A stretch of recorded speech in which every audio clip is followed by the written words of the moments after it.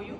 E eu acho que isso também é um problema que só recentemente a filosofia tem se atentado, né? Só recentemente a filosofia tem tentado discutir essas questões. Então, acho que os nossos projetos surgem muito dessa necessidade, né? E eu falando especificamente, acho que eu saí da graduação muito alheia a essas questões, e foi na escola que eu me atentei que eu precisava de vamos dizer assim, de uma formação nesse sentido. E o meu material surge dessa necessidade, dessa lacuna. Essa foi, né, a motivação e o porquê. Agora vou tentar explicar do porquê que talvez vocês possam estar se perguntando, né? Por que Machado de Assis e por que Lélia Gonzalez para ser o referencial teórico desse projeto. A minha escolha de Lélia Gonzalez eu utilizei como ponto de partida, né, o ensaio de Lélia, que é Racismo e Sexismo na Cultura Brasileira, onde ela vai apontar o racismo como uma neurose na nossa cultura, vamos dizer assim, uma doença, uma patologia que de alguma forma marca a formação da nossa cultura e também consequentemente marca a formação dos indivíduos, né? Já Machado de Assis, eu utilizei como referência, a principal referência que eu utilizei é um texto do Eduardo de Assis Duarte. Vou tentar falar também mais devagar. Eu utilizei como referência o texto do Eduardo Assis Duarte. Um novo livro do novo ensino médio que só tinha uma página, né, que trata da ética Ubuntu, porque é muito superficial também, e uma outra página apenas que trata da ética indígena, porque é muito superficial também, pensando que a gente vai trabalhar uma unidade. E aí eu fiquei pensando, né, refletindo, e aquilo foi me causando um incômodo, e aí eu pensei, por que não trabalhar a ética Ubuntu então, né, e refletir com os estudantes. Que a filosofia ela precisa trabalhar e tratar do racismo, né, já que a gente está falando em perspectiva do Brasil. Do racismo, tratar dessas violências, tratar de um território, né, específico. E é isso que eu comecei a pensar lá em Brajões, né, em tratar pelo menos a filosofia dentro desse projeto, muito nesse sentido. O que mais eu poderia falar? Porque na minha época o ensino de filosofia era muito diferente do que é hoje. Porque eu atuo, né, em Milagres, eu sou de lá. Hoje eu sou professora pelo REDA, lá em Milagres, ensino filosofia. Na escola que eu me formei, que eu terminei o ensino médio, isso em 2010. Então, são anos de lá até cá. Então, muita coisa mudou, que bom que isso mudou. E eu quero que isso mude realmente. Porque, majoritariamente, lá na escola, é formado por alunos e alunas pretas, certo? Eu quero que as minhas alunas, sobretudo, porque eu sou sim um corpo político, eu sou uma feminista preta. E, inclusive, isso quer dizer o quê?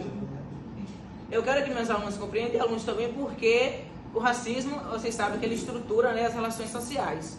Eu quero que meus alunos e alunas compreendam porque ele chega ao shopping e é seguido pelo segurança. Porque ele está andando na rua e vê alguém apertando a bolsa, escondendo o celular. Por quê? O racismo é estrutural. Isso está, sabe, a gente não trazer na minha dissertação. Levando em consideração, por exemplo, vou dar um exemplo aqui. Eu escrevi um texto, certo? Enviei. O professor questiona. Ah, foi você mesmo que escreveu, está muito bem escrito. Aí você tem que reformular para você não ser prejudicado. Por quê? Outra coisa. A gente também, no nosso corpo, enquanto mulher preta, Bel Hooks vai dizer que a gente não é visto como intelectual suficiente. Bel foi questionada várias vezes na vida dela, e ela fala isso em Ensinando Pensamento Crítico. Ela fala também em Ensinando a Transgredir, que são os livros básicos, né, que eu uso de Paulo. Eu uso a Educação como Prática de Liberdade, porque Bel, ela dialoga muito com Paulo. Inclusive, ela fala isso na sua obra. E de Simone de Beauvoir, ela fala que a mulher é vista como outro do homem, algo que sai, que depende daquilo, certo? Isso ela fala na perspectiva de uma mulher branca. E a mulher preta é como o outro do outro e do outro. Eu não quero ser vista como outro de ninguém, eu quero ser minha, só. E o meu produto, eu trago sequências didáticas também, eu trago insumos, eu trago recursos dentro de um aplicativo que eu vou criar. Eu comecei com a minha orientadora, que é Carol Reis. Aí ela falou o seguinte: vamos fazer assim, então beleza. Aí dentro desse aplicativo, o que é que vai conter? Sequência didática, recursos, materiais metodológicos que levem a uma filosofia crítica e libertadora. É isso. Juvenília Peixoto Sampaio, do Sejups, que fica localizado em Laje. e tenho como orientando o professor Emanuel, né? Então, o título da minha pesquisa é Universalidade por uma filosofia multifacetada, que tem por finalidade tentar investigar o processo de construção e estruturação da filosofia no Brasil, né? E também o estabelecimento da Lei 10.639, né? Justamente para a gente fazer de se tornarem filósofos no futuro, né? Ou então entender que os autores que eles dialogam são muito distantes, né? São muito antigos, porque a gente está estudando esses autores antigos e tal, sendo que tem autores que a gente também pode... Ensino. Aí tinha essa caracterização. Deixei de ser. Enfim, mas até o momento eu sou professora, né, da rede privada de ensino aqui em Ana Rosa e trabalho com filosofia tanto no ensino fundamental quanto no ensino médio. Pelo menos trabalhava até respaldado por um material que ele é, né, de acesso de todos, e isso acaba gerando uma série de outros conflitos. Bom, mas partindo do ponto de vista que nós temos um material didático, a gente acaba chegando em uma outra dificuldade, que é a forma como esses conteúdos estão.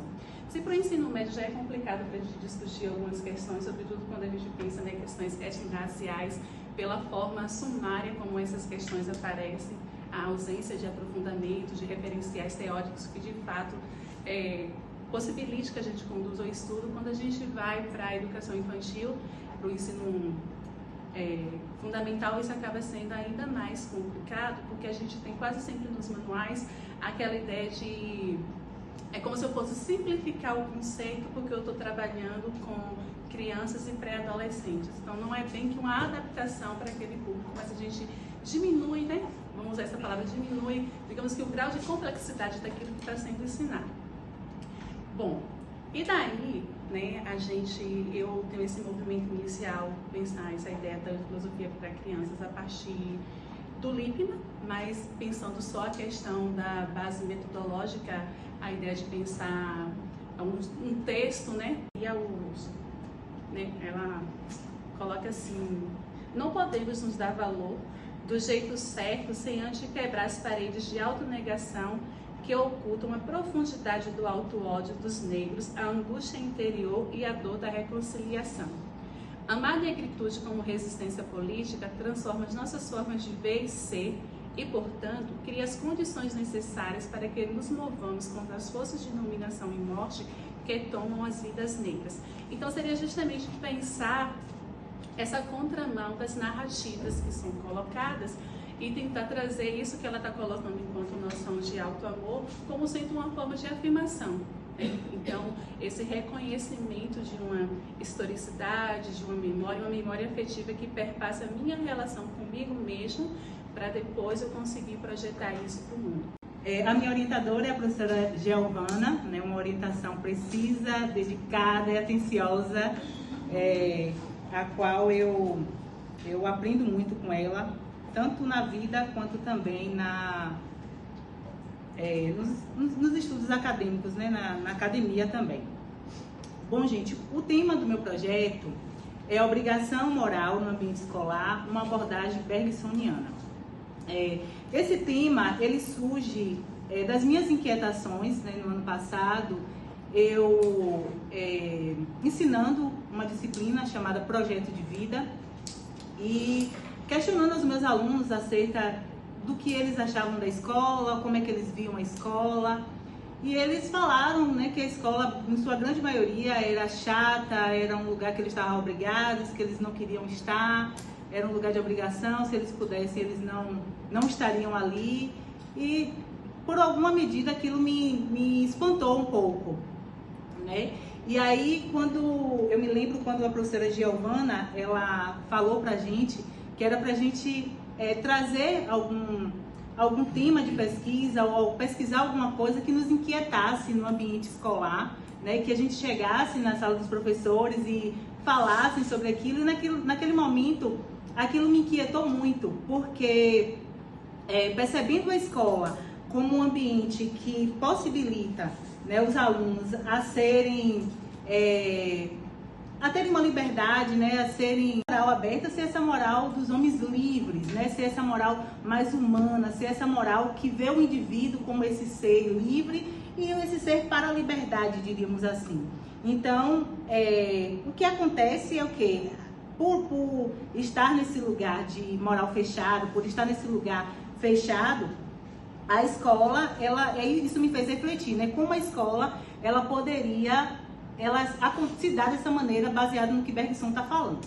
E aí eu trago a escola como sendo esse lugar que está, né, de moral fechada, mas que ela pode ser um lugar que está em vias de abertura, né, que é o que Bergson nos proporciona, nos traz, né, no texto.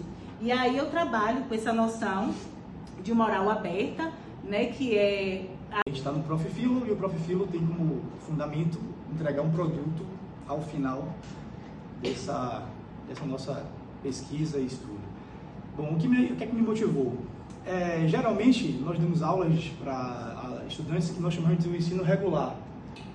Primeiro ano, segundo ano, terceiro ano, ou terceira série, primeira série, enfim. E eu dou aula também, além dessas pessoas, eu dou aula também para um grupo que eu considero especial, que é o pessoal da EJA, a Educação de Jovens e Adultos, de noite. E eu comecei a dar aula nesse colégio, que é o Colégio Estadual de Vila de Abrantes, em 2012. E eu nunca tinha feito isso antes na minha vida. Então, o meu primeiro desafio foi esse: como é que eu vou dar aula de filosofia para esses estudantes da EJA? Eu nem sabia o que era a EJA, não tinha nem noção do que era isso. Então, eu fui aprendendo, tomando minhas porradas e etc., lendo, conversando com os colegas, e cheguei à conclusão de que é um desafio gigantesco por vários motivos. Primeiro, o estudante da EJA, no geral, ele trabalha o dia inteiro. Então vai para a escola, né, à noite, daquele jeito, a mente cansada, mais ou menos que nem eu, Ludmila e Natália viemos hoje de Salvador. A mente cansada, o dia inteiro de trabalho, o corpo também extenuado. Além disso, eles também têm um processo de defasagem intelectual e cognitiva, porque eles estão afastados da escola, né, dos estudos acadêmicos e formais durante um tempo.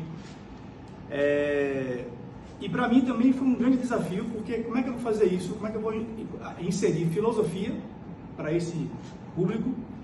E, de acordo com a nossa BNCC atual, eu também tenho que inserir alguma coisa tecnológica, né? Dessas ferramentas novas, essas mídias digitais, essas ferramentas que temos aí.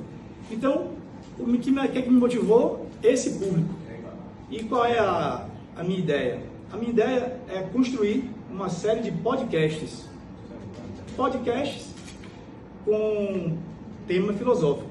Então, eu pensei em duas bases. Primeiro, eu vou tentar conversar com eles sobre o mundo do trabalho, porque o mundo do trabalho é algo que é fundamental na vida desses estudantes da EJA, já que eles trabalham o dia inteiro. E depois também um processo que é bastante filosófico, evidentemente, que é a coisa de analisar, pensar, refletir, tentar compreender o mundo que nos cerca e a nós mesmos. Então, eu pensei num projeto com essas duas bases, tendo o mundo do trabalho como horizonte e a própria filosofia também como horizonte.